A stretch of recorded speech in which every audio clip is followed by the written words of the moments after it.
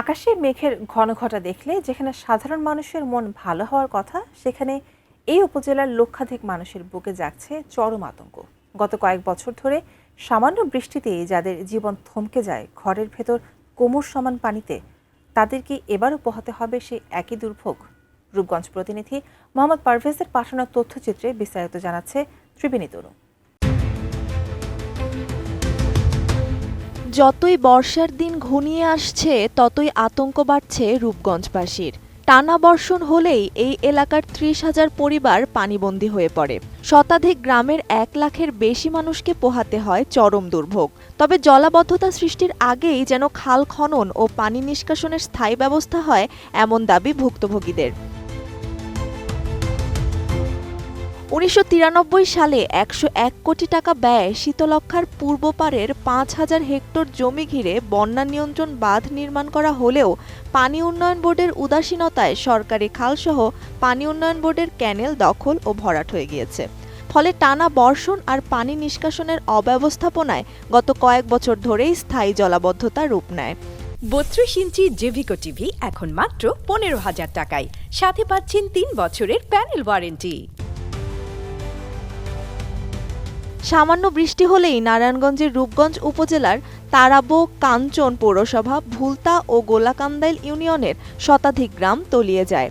পানিবন্দী হয়ে পড়ে অন্তত ৩০,০০০ পরিবার। ১ লাখের বেশি মানুষ চরম দুর্ভোগে পড়ে। আবার কিছু এলাকায় কৃষকরা সেচের পানি না পেয়ে বছরের পর বছর ক্ষতির সম্মুখীন হচ্ছেন। জলাবদ্ধতার ফলে কৃষিজমি অনাবাদি হয়ে পড়েছে। নিষ্কাশন মনে করেন যে যখন পানি দরকার তখন আমরা পানি পাই না, যখন পানি নিষ্কাশনের দরকার বাড়িঘর রাস্তাঘাট সব ডিব্বা জায়গা, মনে করেন বিস্তলা করে বিস্তলা ডিব্বা, ধান খেত ডিব্বা জায়গা, বিভিন্ন মনে করেন যে সমস্যা আছে, মাছের খামার ডিব্বা জায়গা, কিন্তু পানি আমগো সরে না। এইটাই মনে করেন যে আমগো একটাই দাবি, এই পানিটা সময় মতো যাতে আমরা পানি পাই আর সময় মতন যাতে আমগো পানিটা নিষ্কাশন লিয়া জায়গা, এই আমগো একটাই দাবি, আর কোনো দাবি নেই। আমরা বর্ষা হইলে পানিতে ডুববে তাই ঘর দুয়ারও পানি থাকে, আমরা রান্না বান্না করতারি না, খাইতারি না। আমরা সরকারের কাছে আবেদন, আমগো এই খালটা যে পরিষ্কার করে দেয়, দুটো চালাইয়া পরিষ্কার করে দেয়, আমগো বৃষ্টি আওনের আগে যে খালটা পরিষ্কার করে দেয়, নাইলে আমরা আবার পানিতে ডুববে থাকবো। আমাদের যখন বর্ষাকাল আসে তখন তো জলাবদ্ধতা হয়েই যায়, তখন তো আর পানি নেওয়ার ব্যবস্থা থাকে না। এখন যদি তারা পানি আসার আগেই, বর্ষার আগেই রাস্তাঘাটের আশেপাশে যে খালগুলি আছে ভরাট হয়ে গেছে, ওগুলো যদি খনন করে দেয় তাহলে আর তখন পানির আশঙ্কা থাকে না। ওটা আমাদের জন্য ভালো হয়, এটা আমাদের দাবি। খালটা যে সেচ প্রকল্পের যে খাল, এই খালের পানি সুইচ গেট পর্যন্ত গিয়ে পৌঁছায় না, গাউসিয়াতে বন্ধ আছে। তো এইখানে সুইচ গেটটা যদি সংস্কার করে দেয়, এই খালটা সংস্কার করে দেয়, তাইলে আর আমগো পানি এমনও থাকতো। এখন এই যে পানি আছে, খাল না কাটলেও তো যদি এটা খোঁজ থাকতো পানি দেখতো। মূল ঘটনা যদি ওই বড় খালে পানি উন্নয়ন বোর্ডের যে খালটা, এই খালটা সংস্কার করে সুইচ গেটে পানি যাওয়া পর্যন্ত ব্যবস্থা করলে আর আমগো এলাকায় কোনো পানি থাকবে না। বেড়িবাঁধ এলাকায় বর্ষার পানিতে রাস্তাঘাট ডুবে যায়, বাড়ির উঠোন এমনকি ঘরের ভেতরেও ওঠে হাঁটু থেকে কোমর সমান পানি। মাছের খামার ভেসে যায়, ফসলের ক্ষেত নষ্ট হয়। অনেক পরিবার আশ্রয় নেয় আত্মীয় স্বজনদের বাড়িতে। শিক্ষা প্রতিষ্ঠান বন্ধের উপক্রম হয়, ব্যাহত হয় স্বাভাবিক জীবনযাত্রা।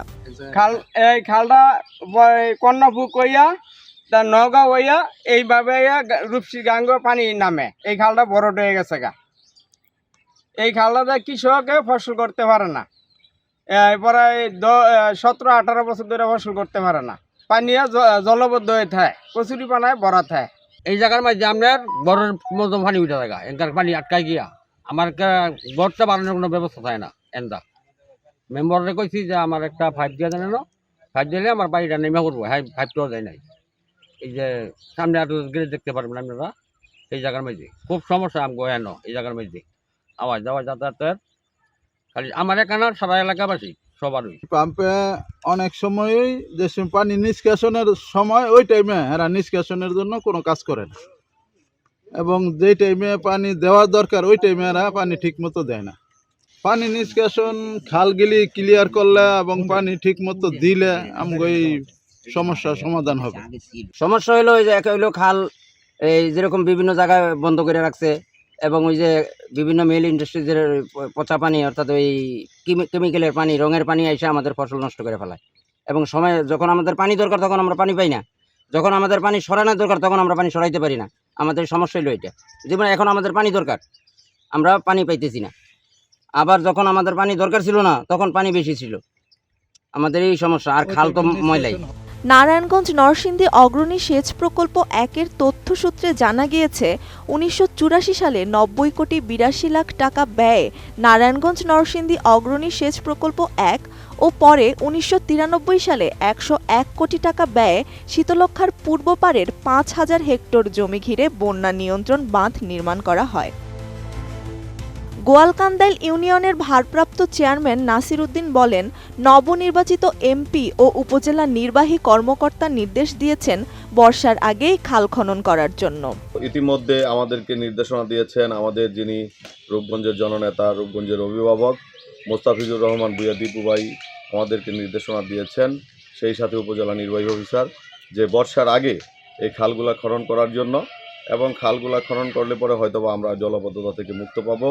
সেই সাথে আপনারা জানেন যে আমরা গত বছর পাম্প বসিয়েছি, সেই সাথে কিছু অবৈধ স্থাপনা আছে, এগুলা আমরা খাল পূর্ণ উদ্ধারের চেষ্টা করতেছি। তো এছাড়াও আমাদের এমপি মহোদয় নির্দেশনা দিয়েছেন এবং উনিও বরাদ্দ দিচ্ছেন, আমরা খালগুলা এই বর্ষার আগেই খনন করে ফেলবো ইনশাল্লাহ। রূপগঞ্জ জেলার নির্বাহী কর্মকর্তা মোহাম্মদ সাইফুল ইসলাম বলেন, মাননীয় প্রধানমন্ত্রী তারেক রহমান বাংলাদেশের সমস্ত খাল পুনঃখননের উদ্যোগ নিয়েছেন। আমরা খালের তালিকা পাঠাচ্ছি, মন্ত্রণালয় থেকে খাল খননের বরাদ্দ আসবে। বর্ষা শুরু হওয়ার আগেই আমরা খালগুলো খনন করে থাকি। বাট এবারে সবচেয়ে খুশি সংবাদ হচ্ছে আমাদের মাননীয় প্রধানমন্ত্রী জনাব তারেক রহমান, উনি একটি প্ল্যান নিয়েছেন। আপনি জানেন যে বাংলাদেশের সমস্ত খাল আবার পুনঃখননের উদ্যোগ নিয়েছেন।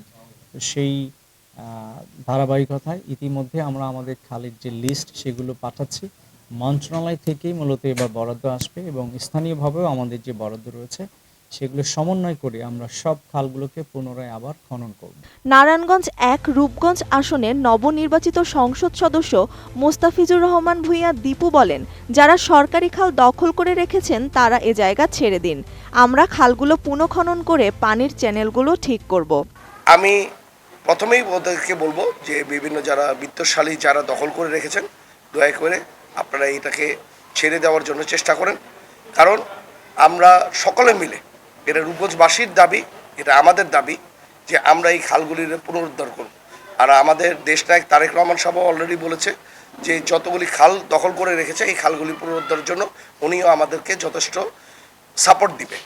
আর আমি চেষ্টা করছি যে এটা সিএস পর্চার থেকে ধরে টেনে এসএ পর্চা আরএস পর্চাকে ধরে টেনে, কারণ কেউ যদি চিন্তা করে যে সে কোনোভাবে করে যে কোনো গ্যাপের মাধ্যমে সে এটাকে দেখা দিয়ে যাবে, ওইটা আসলে সম্ভব হবে না।